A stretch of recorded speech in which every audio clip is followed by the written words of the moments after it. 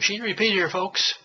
Boy, I had a great time last week on Linder Farm Network's annual Ag Outlook Tour of 5 Minnesota cities. We were in Alexandria on Monday, January 24th. Then the rest of the week hopped around to Willmar, Marshall, Mankato, and finally to Owatonna, home base of the Linder Farm Radio Network. I always enjoy the opportunity to talk used equipment with folks. Met so many nice folks last week out on the road. Here's a video interview I shot last Wednesday, January 26, 2011, in Marshall, Minnesota, with Lynn Kettleson, Farm Director for the Linder Farm Network.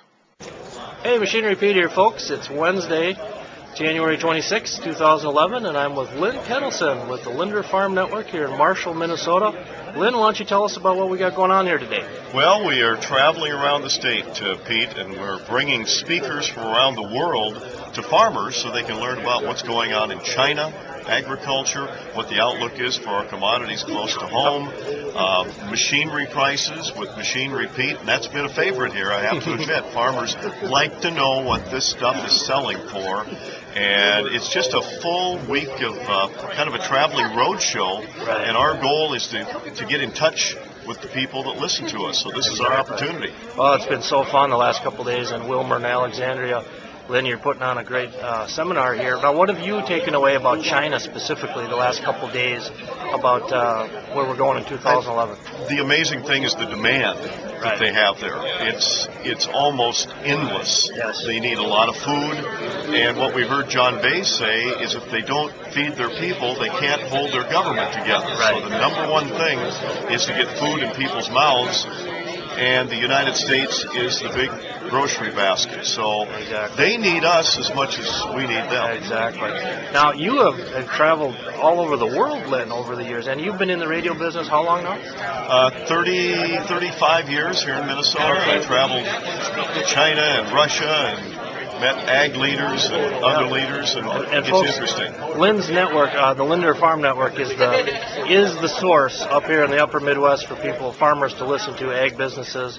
And tell me about how you got your start in radio, Lynn. Went to college at Iowa State, and the only job I could find was being a farm broadcaster in Shenandoah, Iowa. Okay. And you have to work. And I grew up on a farm boy, and took classes in college in agriculture, and I thought, why not? So I started there, was there 2 years, then came to Minnesota and set up the Linder Farm Network, working for the Linder family. And then we were real aggressive. In Minnesota, we were the first farm entity to put futures prices on there.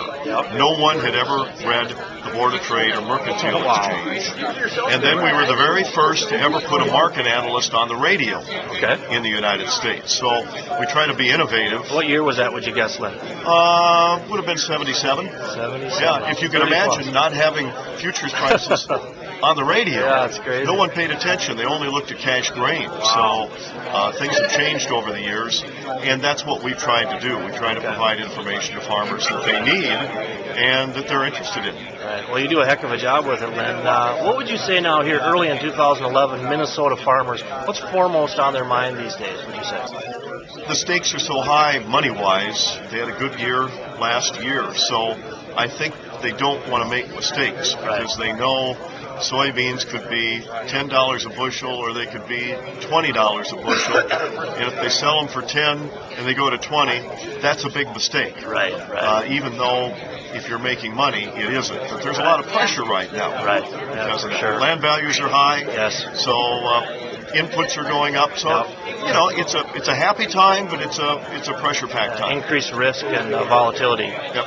Now, the meetings here we've had the last couple of days, boy, it looks to me like the turnout is just phenomenal. You've been doing this Minnesota Ag Outlook Tour for... We've been doing these for over 10 years, and record crowd here again today in Marshall.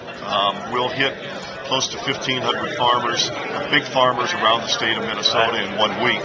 And you're tired at the end of the week, but you're exhilarated at the same time, as you know, Pete. Well, you go out and do the speeches. I thank you, Lynn, for having me do this. It's my first time, and it's been such fun. And you have a great product, and it's again, thanks for having me down. Okay, thank you, and we'll look forward to reading more on machinerepeat.com. You got it. Bring our first speaker on, and when we were putting this meeting together, it's always fun to try to get speakers that you maybe haven't seen before that are doing something innovative and creative, and Greg Peterson is one of those. His family is in the equipment business in the Benson area. He started up a website, machinerypete.com, that really is the #1 website now, I believe, in the country with used equipment, Pete. I call you Pete, but it's not Pete, but kind of gets to be your name. So let's bring him on with a warm welcome, Machinery Pete.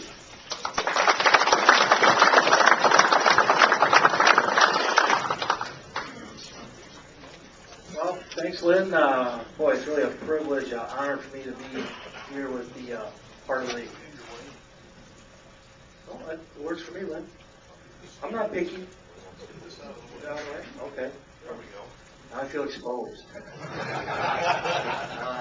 No, it really is a treat for me to be with you folks here today.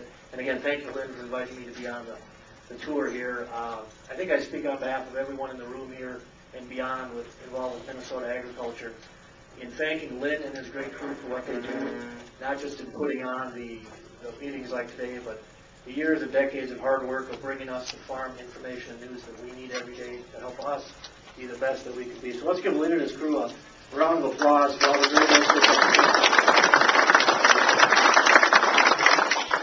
Well, again, as Lynn mentioned, I'm kind of a Western Minnesota boy at heart. I grew up in Benson, graduated class in 1984. Sit out there and you have whatever you have for sale. We're going to need to get to the point when you can take a little camera and just talk about it. So, Joe, tell me about your Jet 22-foot trailer. And then when we do that, there's value in that. As buyers can see you talk about your equipment, it's worth something. So I think we're going to be doing a lot more with this video. It's really fun. Just a couple things I'll leave you with. Again, the premium for the good stuff is going to continue. Planter prices, I think, are going to hold strong early this year, probably soften in the summer. Hay and forage segment has been soft, obviously with challenges with dairy and forage. That'll probably continue for a while. Skid steers and construction equipment, those values have been coming back up the last part of 2010. I started to see late model skid steers sell for big money. The new collector tractor is an interesting one. I saw in North Carolina, I just posted a video Saturday of a John Deere 2520, 1972 model diesel power shift, so pretty rare, brought 23 1/4. Good stuff. So tractors from the 60s and 70s in good shape, really a hot item. Last thing, online auctions, you guys know, that's the coming trend. I'll be comparing prices to see how they compare with other auctions. But again, really fun what we do, and I hope our information can be helpful. And again, thanks, Lynn, for having me down. I'll stick around here if you guys have questions, but enjoy the day, and thanks again. We have a couple questions here for Greg. About right here.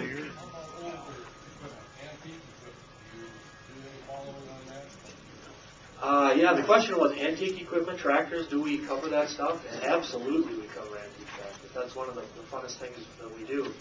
And it's funny, I've been asked that question about antique tractor values yesterday in Willmar and Monday in Alex.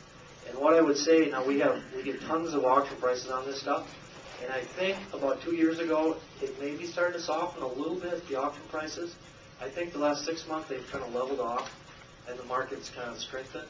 So, whether it's old John Deere Bs or farm alls, I think that we've kind of maybe dipped from a couple years ago, but hanging in there is what I'd say right now. So.